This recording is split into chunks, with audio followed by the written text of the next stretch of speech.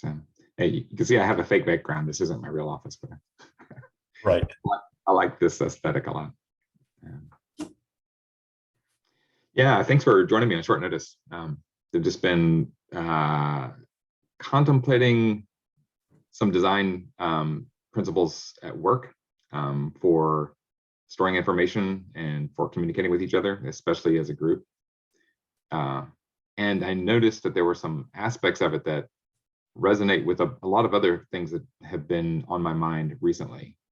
And thinking a lot about the way that frames of reference shift the way that I perceive things.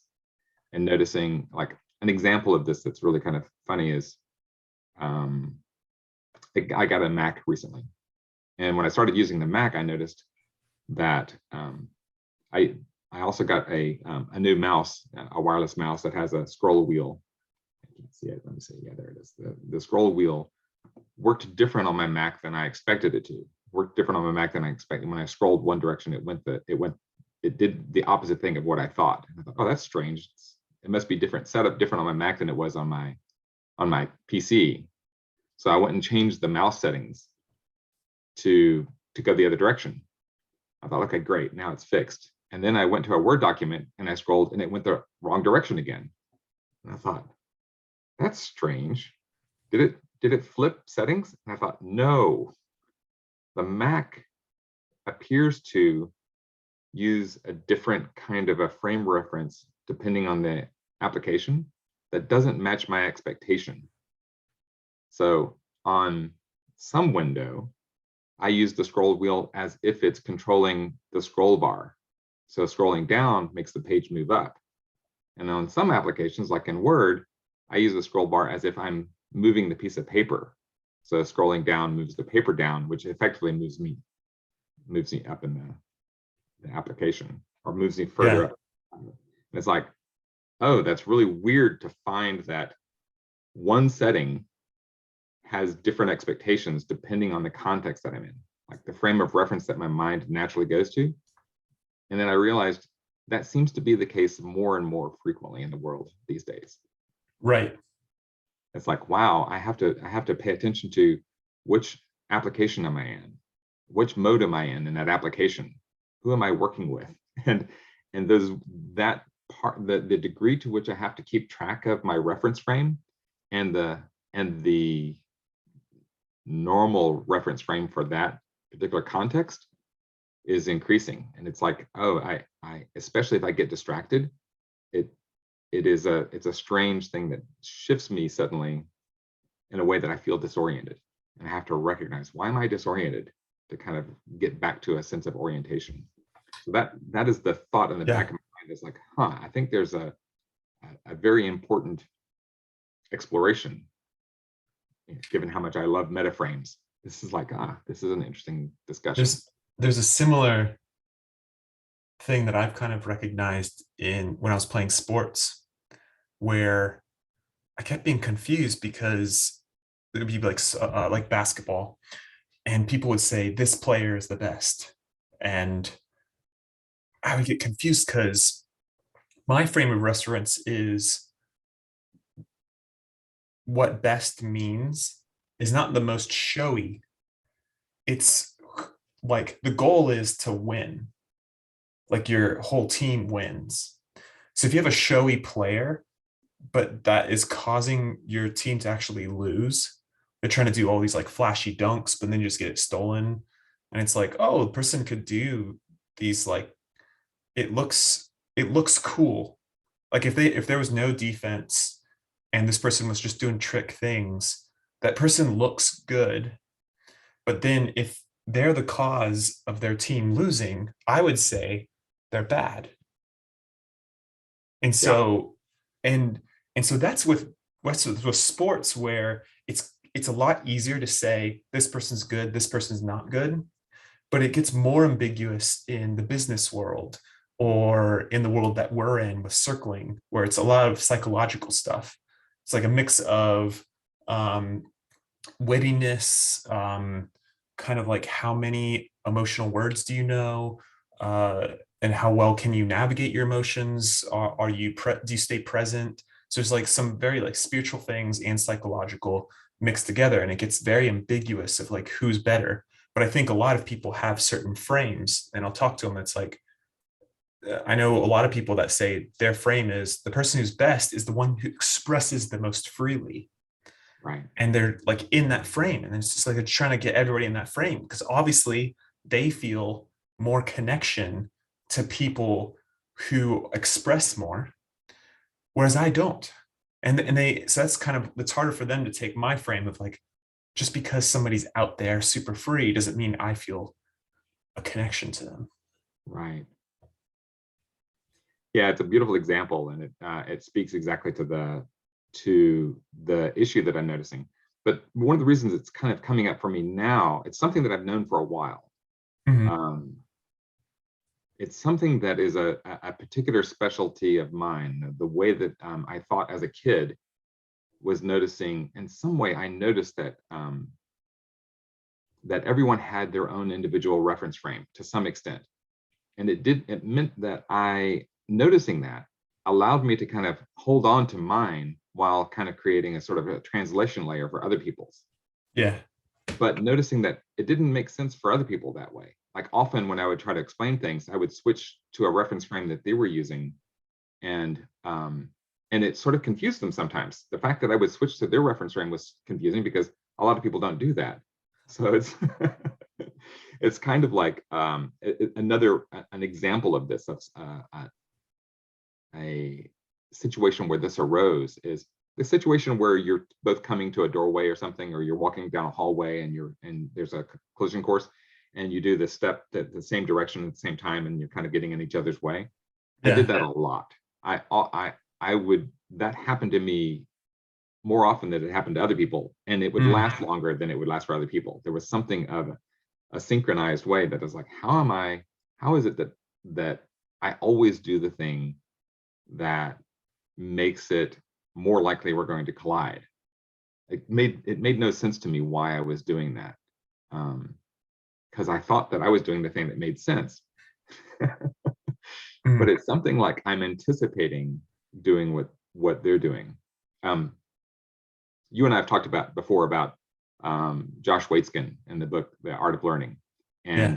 and the way that when he was in martial arts, there was a way that he could use that capacity to sense into the subtle layer of what somebody was going to do, how they're projecting what they're going to do in order to use that. But there's some way that I'm subconsciously or below the level of conscious awareness doing that automatically, that in a way shows up kind of as a showy behavior. I don't intend it as a showy behavior, but I'm anticipating what you're going to do in a way that most people don't anticipate what you're going to do. So even if my anticipation is right, it's confusing. Yeah. And noticing that I've learned to develop sort of more interesting strategies for myself to not allow myself to get in the way so much. How can I? It's tricky because, like, even in this conversation, what's the layer of reference? I imagine that this could start to get a little bit meta in a way that can be confusing. Wait a minute, which layer are we talking about? And what I'm interested in is the way in which, what are the threads that run through multiple layers that we can use to observe, and why do I care? What's the important aspect of it? That's the reason I wanted to have this call today, is because something about John Vervaeke and his Awakening from the Meaning Crisis series on YouTube, is the theme of that is the reason that he put that series together. It's a 51-hour episodes of philosophy viewed through a layer of, how do we know what's important? How does our mind know which reference frame to use in an automatic way? And what are the various ways that we might be able to access that? And looking at the history of philosophy from the Axial Age to now through that lens, kind of highlighting specific aspects of it. So it's not just an abstract, this is the best philosopher because of that, but what did this philosophy give to us in our culture that I don't even recognize as I use now. It's so inherent in the operating system of how I think that I just take it for granted that this is the way that things work. And an important aspect of noticing that is we're coming to a layer of complexity in the way the world works, that the whole superstructure of our conventions for thinking is crumbling, is breaking down to some extent. So this, in part because we're all having to deal with an interconnected world and various interfaces for that interconnected world in a way that we never had to before. And so the conventions that I use, it's sort of like having to know what day of the week it is or what accent you're using to know which side of the street I'm driving on. I have to listen to the context and say, oh, I'm driving on the other side of the street today. That's an example, a metaphorical example of what it feels like when I'm dealing with certain people and dealing with other people. And it feels like it should be possible to say, well, let's just decide what the best side of the street to drive on is. And that doesn't actually exist. Yeah, it's interesting because I have thought about consent a lot, and I am pro consent, and I don't always ask for consent because there are some times where it's just obvious, and there's like a sense of it's obvious between the person and I. But so, and there's like an irk feeling when I say that. It's like cringe, because there's a way I can't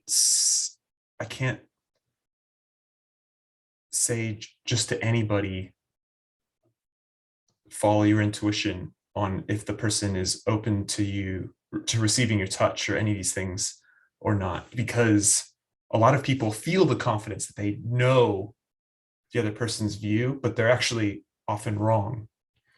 And I think what's great about consent is that when we check, we get to learn about the other person.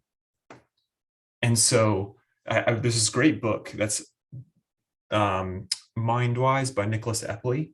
And the whole book is basically saying that there is this difference between our confidence and our assumptions. Like our confidence might be high, that we're right about somebody, but usually what he finds is that when our confidence is high, our accuracy is usually low.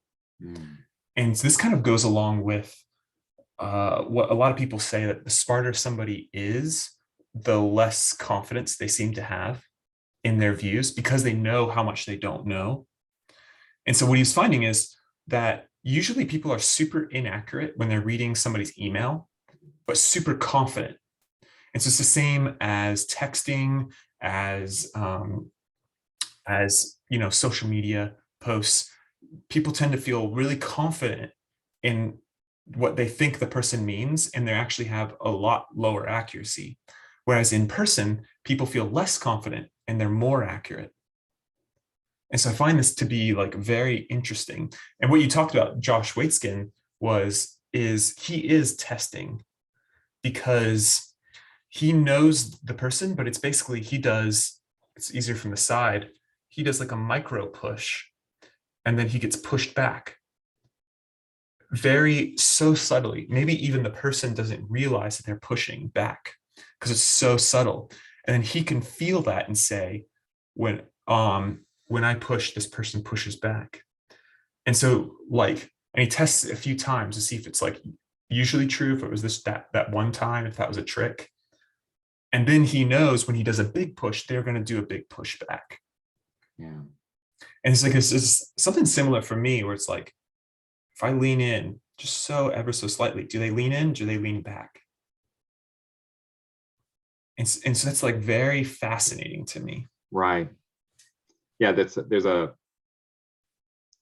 are two aspects I want to name that are interesting to me about that. One is there's an important lesson that Josh Waitzkin mentions in that book, The Art of Learning, where he was standing on a street corner in New York City going to class one day, and somebody stepped out in front of traffic wearing headphones and happened to imagine that the street was a one-way street going in the wrong direction from there. It actually went in the wrong direction. So they were looking to the right for traffic, and there's no traffic coming. So they thought it's clear, but it's actually the one-way street going in the other direction.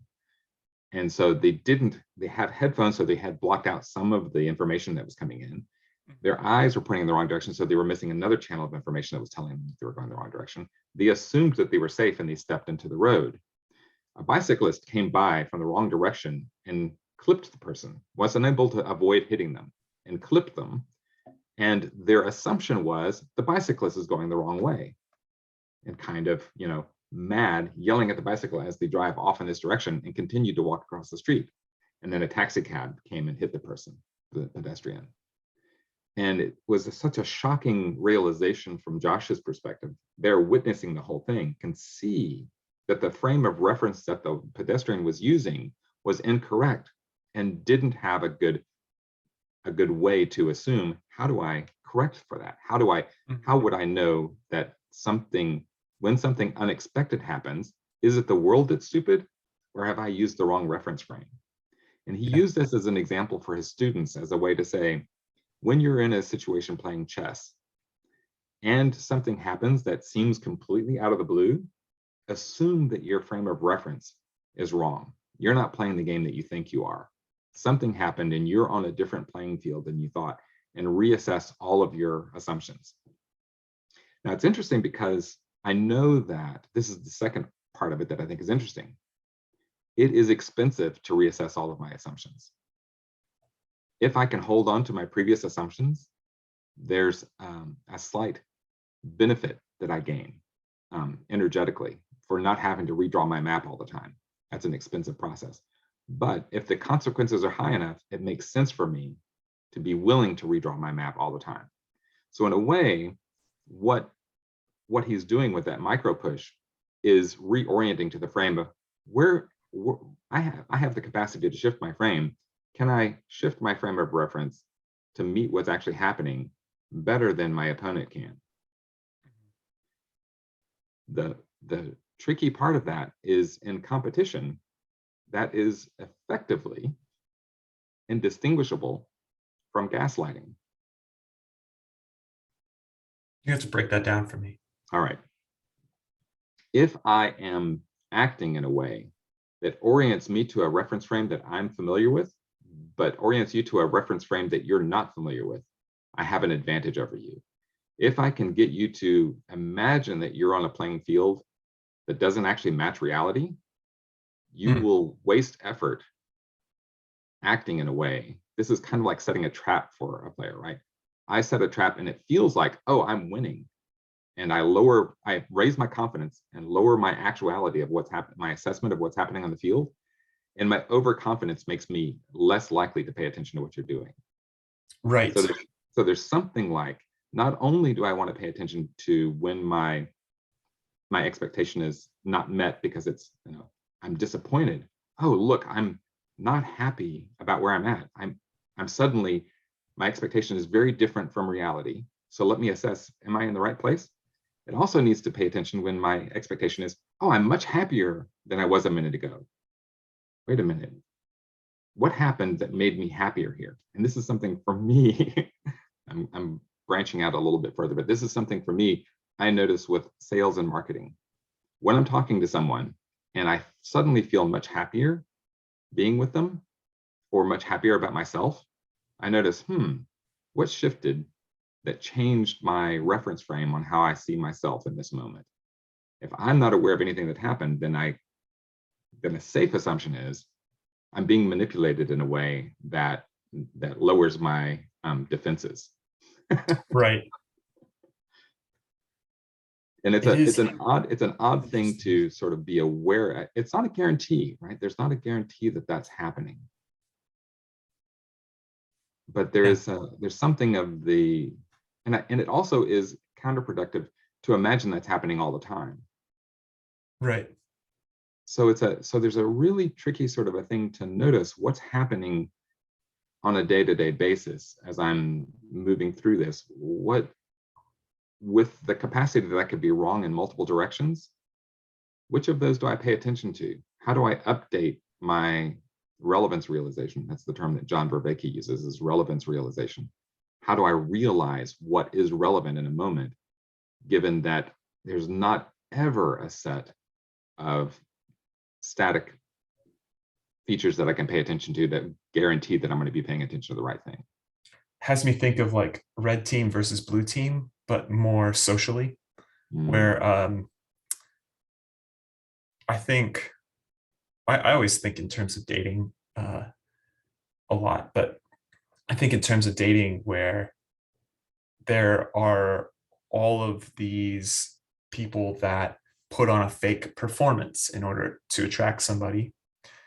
And then I think as people are young, like in dating, they keep falling for these performances and they find out later that they were duped. And so there's like some way that if you've been duped before, you're like, there's like this, oh, I'm like really enjoying being with this person. And then there's like this memory that kind of comes in. It's just like a little voice. It's like, hey, you've been duped before. So, and then when that happens to me, it's like I become two separate people at once. I keep putting on the performance like everything's great, but I have this like slight doubt. And so that person in me is like, it's like two frame of references immediately appear in my mind, and I only do what works for both of them. So there's a salesman in front of me selling me something. Then I'm like, I feel good. I think this is a good idea. But then I'm like, wait, I've made a mistake before. And then, so if I'm talking to the salesman, I'm going to be nice because nice works for both frame of references. I'm being duped. This is going great. I need this product. Giving the salesman a glass of water, that's fine. Like all these things. And then comes time to, are you going to buy? I'm not sure. But what I think what happens in dating is there's like little ways of testing to see which frame of reality is correct. And it's like super subtle because you can't just ask the person, hey, are you duping me? Because they're not both in both frames, they'll say no. Right. They are duping you, they'll say no. It's kind of that riddle where there's like two gate guardians, and one is lying, one is telling the truth. Like you have to figure out the questions and stuff to like kind of get the answers that you really need. And so there's like a way that maybe you say a joke that's not funny at all, but they laugh. They laughed a little too hard. And it's like, that's weird. That's kind of like more proof for the duping side. So that there's a question that goes beyond this. There's a place where this is interesting as a philosophical experiment. This is interesting as in a theoretical frame, but does it actually have practical application that people need to worry about, that the average person should take more interest in? And I would argue that in today's environment, that the answer is yes.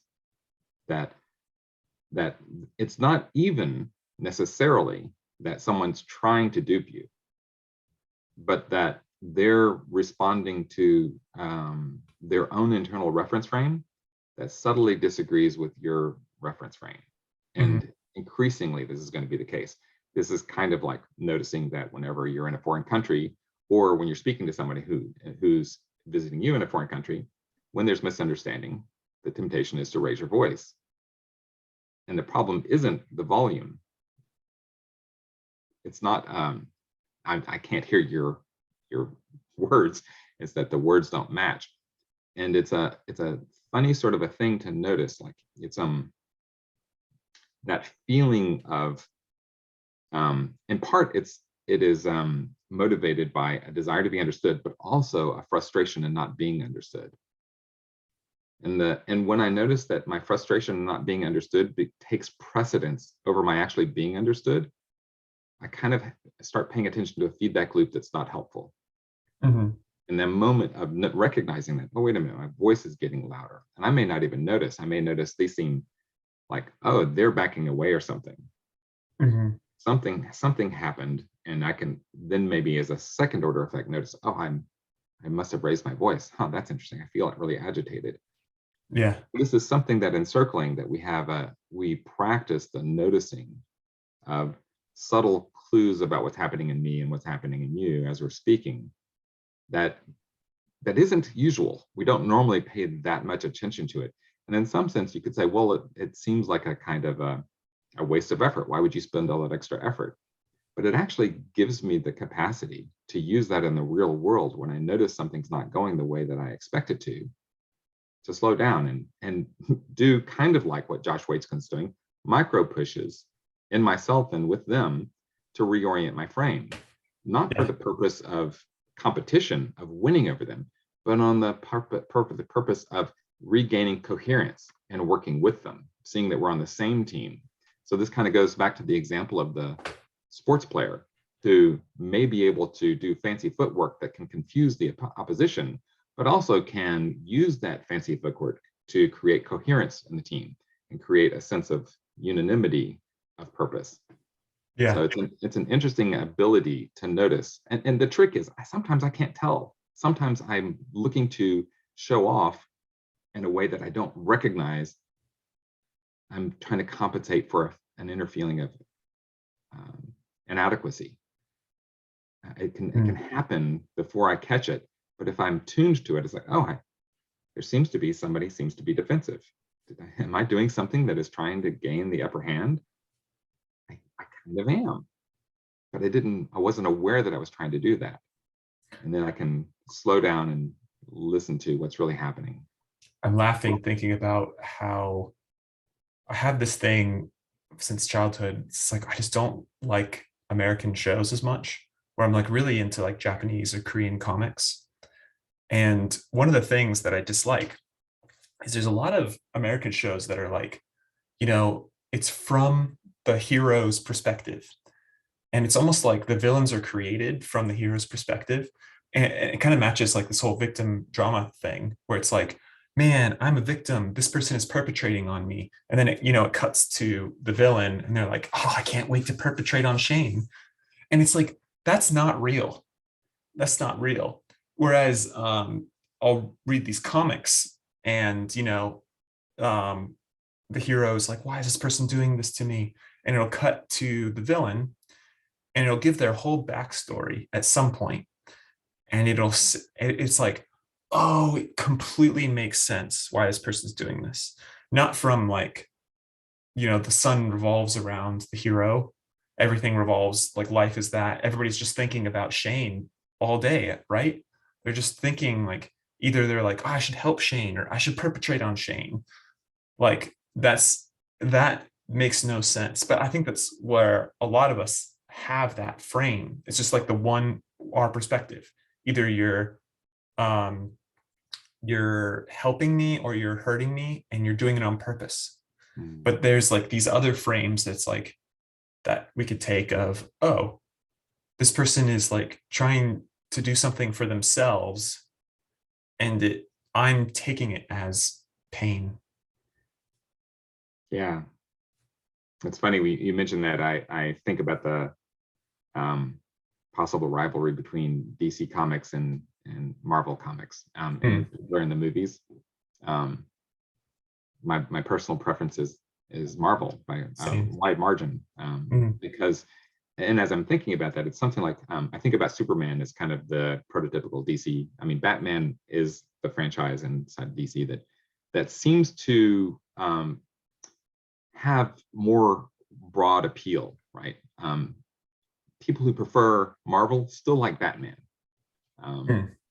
a lot of the time, right? It's not universal, but it's like there are a lot of other shows in the DC comic world though that like feel off a little bit, and it's almost like being stuck in a 1950s frame of good and evil, of absolute good and absolute evil. Yeah. It doesn't really match our sense of that's not real. Nobody's that good or bad, right? But that used to maybe appeal to us on a more broad scale. Yeah. So it's a funny kind of a noticing from that perspective. It's also oversimplified. So there's a even noticing that frame, like I want to be careful about applying that as an absolute, that's the reason for it. But it's useful as a lens to hold up and say, oh yeah, there's some validity to it. Yeah. I want to bring something else up. Another reason why I think this is important as something to consider in today's world, and that is a challenge for people to look at. It's a challenge for me to look at in the world. And the example that came to mind, I'm just finished reading the book The Web of Meaning by Jeremy Lent. He's also the author of The Patterning Instinct, and both of those are really good books. I recommend both of them really highly. But in The Web of Meaning, he does a good job of not simply sticking to one frame or another. He looks at what is beneficial about a Western orientation frame and an Eastern orientation frame, and trying to looking at those things, how they might match together. So there are a lot of things that work well in that, but there's another thing at the very end of the book that he talks about that surprised me, and the metaphor as a frame kind of made me stop and think. And he was like, he mentioned that scientists who have studied what happens to cause an avalanche in the specific situations and circumstances, and what are the micro details of the way that snow accumulates on mountains that causes it to avalanche in a way that is, for the average person, may not be necessarily that important, but if you ski or if you mountain climb, it's really important because they're kind of like earthquakes that you can get caught in, and they're deadly.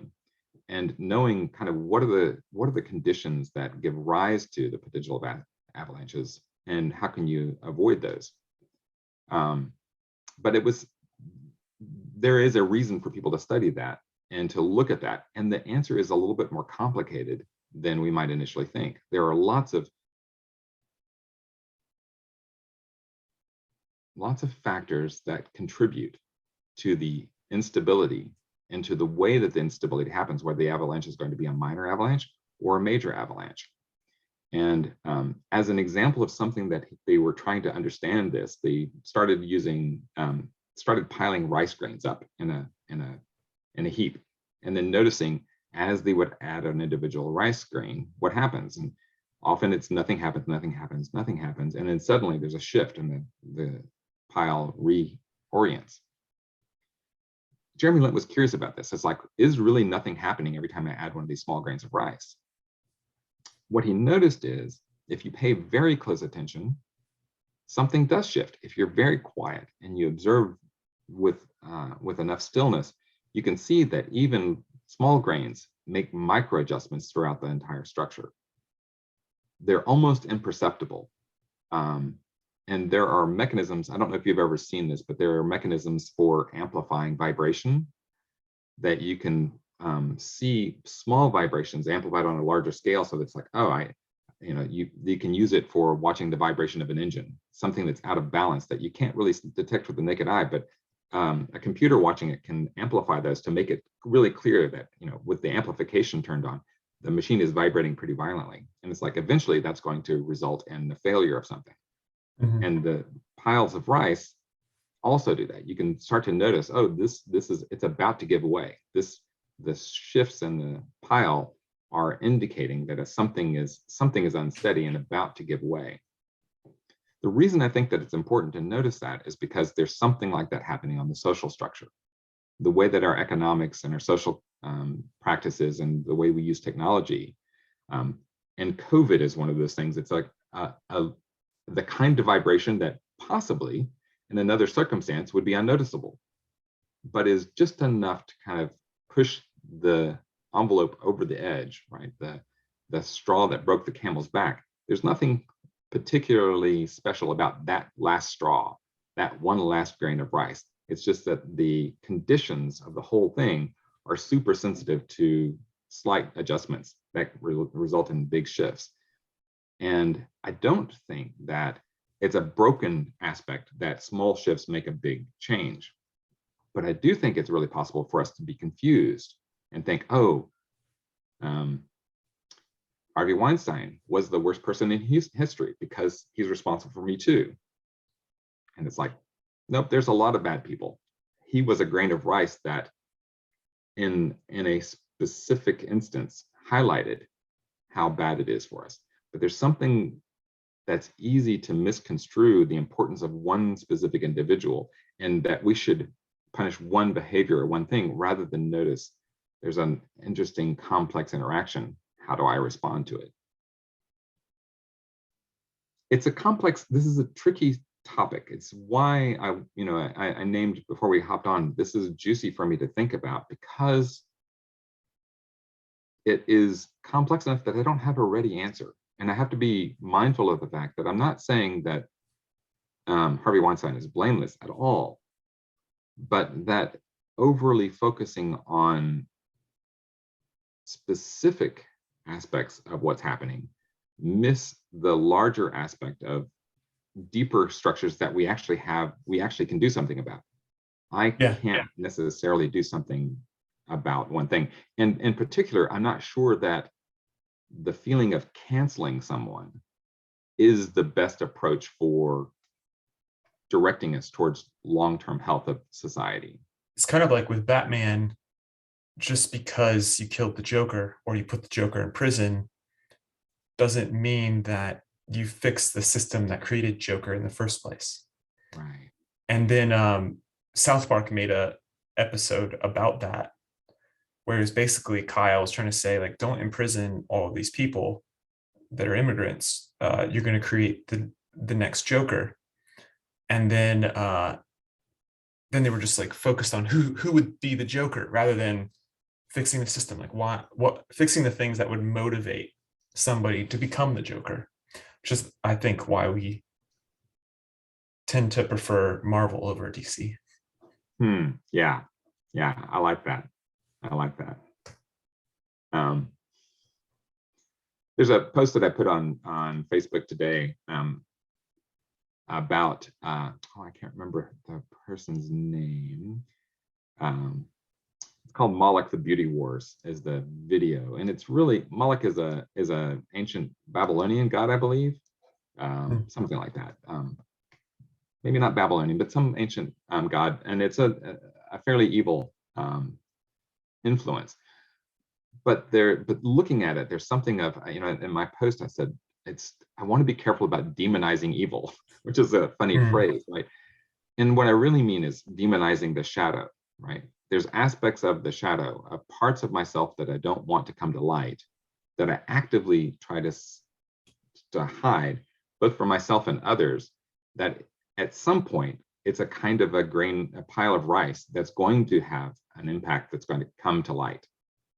Eventually, something's going to come about, and I'm not going to be able to control that.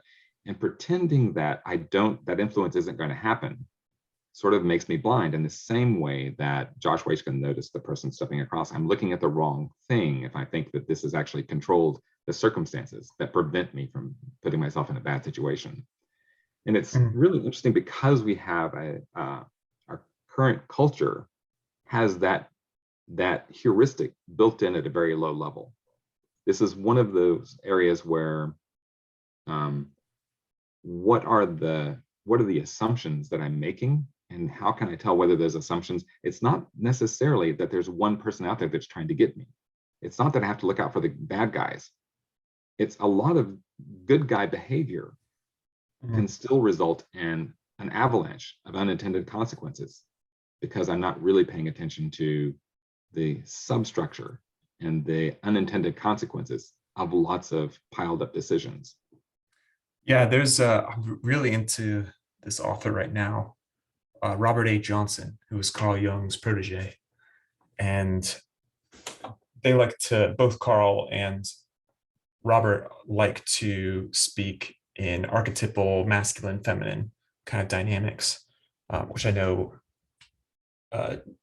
triggers a lot of people when I say masculine or feminine. But it's kind of like a representation of kind of like right brain versus left brain, I think, where I think right is the emotional side and left is the logical side. And so there's some kind of way, what he was mentioning through this story, this mythological story of that over time, the feminine voice of like, hey, I feel unhappy, or there's like some kind of soft voice. But then if the masculine is not hearing it, if it's like a very masculine society of no, feeling happy doesn't matter. All that matters is that you succeed and that you make money and that you provide for your family. Ignore your happiness. Like within us all, there's a way that we could try to do that. And then something just like a small voice of like, hey, I'm kind of stressed out. I'm kind of in pain. And it starts to get louder and louder. And it's like, as you're like adding one grain piece at a time. And so it's not a huge surprise. Well, it's probably is to a lot of people when it's just like burnout, completely burnt out.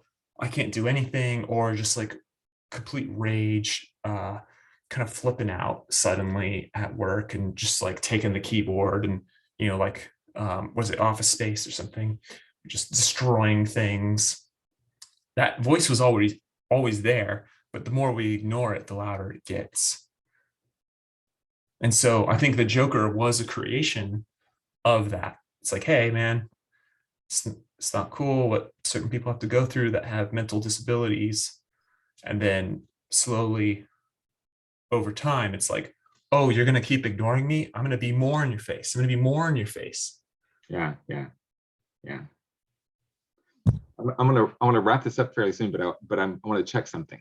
I want to see the feeling of, for you, Shane, in this conversation, how are we in terms of how stable our rice pile is? The conversation that we're having right now and how well it's cohering, or how much on the edge of like, oh, this is about to fall apart. We're right on the edge of some instability that if we try to add one more grain of rice, this whole conversation is going to fall apart into chaos. Can you tell? Well, it's kind of difficult with this conversation because my sense when I listen to this kind of stuff, it's mostly I'm getting more from my own thoughts. It's like sparks some interesting stuff in my own thinking. And then I look back in my past and say, oh, this is a good explanation for this and this that happened for me. And so, but if sometimes, encircling, which a lot of listeners may or may not know what that is, there's a lot of people that try to follow, like listen to every word and try to understand, and they get so stressed out and end up spinning out. I don't listen to people pretty much at all. I mean, I listen to like a lot of emotional content. So it's like the tone, and I can sense archetypically what people represent to me, and kind of like people are saying what they care about. And then I can sense like, okay, what's their underlying need? So I'm like kind of listening to something else, but people like really trying. So it's hard to say. I think for the people that if somebody's trying to really follow and focus and listen and try to learn as if they're in a history class, they're going to get a quiz at the end of this. They've probably already exited out of the video. Yeah, actually, it's a good question. It's like part of the question that I'm asking for you, and I think you highlighted it really beautifully, is how much of that sense of how close is this to collapsing is based on your own personal sense of, oh, I'm about to lose traction here, versus, oh, I think the audience is about to lose traction. We've added so many things that I don't think the audience is going to be able to keep up anymore. So there's something like, there's a social aspect, some sort of imagined mirror neuron of the listeners out there, the audience listening. How well are they able to keep up with what Shane and David are talking about? Or really do they even need to keep up? Yeah. Do they feel like they need to keep up or not? Right. I know, and keep up, I don't know, I don't like the exact term, because I think that kind of puts a lot of the fault on the listener if they're not following, where actually something could be off with our logic, or we're using a lot of words like meta that a lot of people don't necessarily use. I would say that the ability to track the thread isn't necessarily saying that the ability to track the thread is right. That means that they were necessarily right or wrong, but ability to follow along and like understand, okay, am I even able to orient and say what I think, what would be interesting about this? To some extent, I like the fact that there's some differentiation that's happening, and that the whole point of this, of wanting to have this conversation and being able to talk about this, is to bring light to the fact that that happens differently for different people. That it's not necessarily a good or bad thing that any one person loses focus at any point along the way. But to notice, can I tell when I've lost focus, and what do I want to do about it? Do I just turn off the podcast? Do I write to Shane or David and ask other questions? Or do I get really curious and say, let me watch that again? Where did I get confused? And is there really something valuable here? And I don't have a right answer about what any one person should do, but I like the frame of bringing curiosity to that in a way that I think makes sense for us in the larger world. Like, is there something in the world that's happening right now that I may be looking the wrong direction down the street and saying, oh yeah, this is COVID's fault, or this is Trump's fault, or Biden's fault. It's like, wait a minute, actually, what am I doing? What are the kinds of small vibrations in my being that are adding to this large scale situation? And can I change my micro pushes to that system in a way that bring more coherence, that humanity as a team is playing on the same side rather than trying to defeat evil and win the final point. Mhm. And there's like this way of, we're kind of going through, I think a lot of people would have this kind of, my view is the most right. It doesn't matter what their perspectives are. That's just kind of, I think, natural. I for sure have that. And I think being able to traverse multiple perspectives, being able to figure out what the perspectives are, doesn't necessarily negate that our view is the most right. Right. It's an ability to understand someone else and be like, okay, that's where this person is heading. They want to be the best, and they don't quite get the feeling of love for family or something. Like, help me. I would love to help them navigate to that so they can feel loved and be like, whoa, why am I even trying to work this hard to make money? Yeah. When the happiness was something I was sitting on the whole time. Yeah. So yeah. I'm gonna tempt fate here and add a little tiny bit more. An example of something that like this that is tricky to figure out is at the beginning of the automobile industry, when we first started learning how to use petroleum to move from steam to petroleum and thinking about transportation and getting people around more effectively. It was tricky to imagine what would happen if 1 billion people or 4 billion people have cars and are driving around. It's almost impossible to imagine what the compound effect of that would be. So there's something of one of the things that I notice that I tend to do is try to scale up and scale down. I look at, oh, this is a little tiny micro behavior. Doesn't seem to have any big effect. What happens if 10 people do that? What happens if 1 million people act that way? And there's something of being able to scale up and scale down that does create a sort of an orientation. I, again, don't think that everyone should do that, but I wonder how to make the tendency that I have to do that more generally accessible to other people. How can I learn to share the insights that I gain from that obsession? Almost, for me, it's an obsession to scale up and down in a way that makes it more practical for other people. So that's one thing. The other thing, and this is the last thing I'll say for this and give you a chance to respond to it, is I think that one of the things that's really interesting for us is the fact that human beings have evolved this huge neocortex, this large scale brain structure that allows for very intricate mapping, is the capacity to create a very intricate, complex, massive rice pile of associations that respond to subtle shifts within it and notice all kinds of things that we wouldn't be able to track necessarily in an algorithmic way, in a very cause and effect way, but that we do notice in a very sensorial, what does it feel like? And you're right, the right brain, left brain, part of the way that I think this works is the communication between the right lobe and the left lobe are separated in such a way that it kind of builds up a tension between the two hemispheres that eventually results in a kind of a collapse of meaning. And that collapse is a large scale event that can tip our hand of something significant happened. We now have the opportunity to notice something. These are the kinds of things that Einstein noticed, right? It's like, oh, within this scale of activity, Newtonian mechanics looks proper. It looks like it describes everything.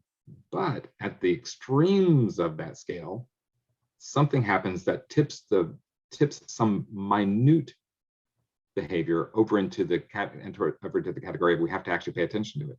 When gravity increases to this extent, or when speed increases to close to the speed of light, the small ignorable interactions become dominant. And there's something like that on the scale of frames that we're talking about. And it seems like we're moving at relativistic speeds in a social environment, which is one of the reasons this is kind of a very nerdy commercial for me for circling. At at the relativistic speeds that our society is moving, something like circling points out nuances that at less than relativistic speeds, we don't need to worry about. Mhm. And so the question is, when does that threshold get crossed for each individual? That's for them to decide. Yeah, and I've always had this kind of belief that, and I've heard this from other teachers, but basically, like we all have some kind of vehicle that we get from point A to point B, and this vehicle is our belief set. And like at some point to get through college, we need to be like, this will be the thing that makes or breaks my life. And then we get to point B, graduate, and we're like, yeah, that didn't really matter. People are looking for years of experience in certain jobs. So it's kind of interesting that my sense is get people to the logical conclusion of their beliefs. Like I think a lot of people, they stay in their beliefs because they're like, I know I'm right, I'm just not doing it right now, I'm just going to watch TV, but I know I'm right. And there's some kind of competitive nature in me that's like, prove it, like really work hard in this way that you think is right. And I think that once they test their beliefs onto reality, they get to point B and they're like, oh, okay, there was a lot of good stuff to what I was believing, but there's a lot more nuance that I didn't see. And so it's a bit different than I thought. I thought the answer to everything was meditation at some point. So I really meditated and I found, no, there's a lot of things that matter. But meditation isn't the solution to everything.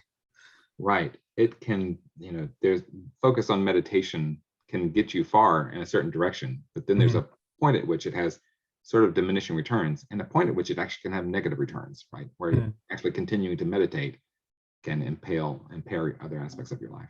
Absolutely. I said I had the last thing. This is really the last thing because I need to get going. I'm sure you do too. But there's a part of something. It would be possible to map right brain thinking loosely to indigenous wisdom, and left brain thinking to civilizational thinking. And there's something like, I believe my hypothesis, very loose hypothesis, is that something happened evolutionarily that shifted us from a more right brain orientation of indigenous wisdom to a left brain orientation of very focused thought, the ability to focus very narrowly on something. And that the tipping point of that, like meditation, is beneficial for a while, starts to have diminishing returns, and eventually is like, oh, I think I've neglected my whole brain thinking. It's not that it's gone away, but the focus, like my right brain thinking is in the shadow, my left brain thinking is in the light. And at the point that an avalanche happens that shifts the polarity, it can go to the other direction of, my left brain thinking is now in the shadow and my right brain thinking is in the light. This oscillation between potentially having one brain lobe be dominant and one brain lobe be subdominant, I think happens over time. So it's an interesting cherry on top of the pile of rice to see how that lands. Absolutely. Yeah. Very good. Appreciate it. Thank you for taking the time. Yeah. Thanks for doing Look forward to this. the next one. Yeah, you're welcome. Same. All right.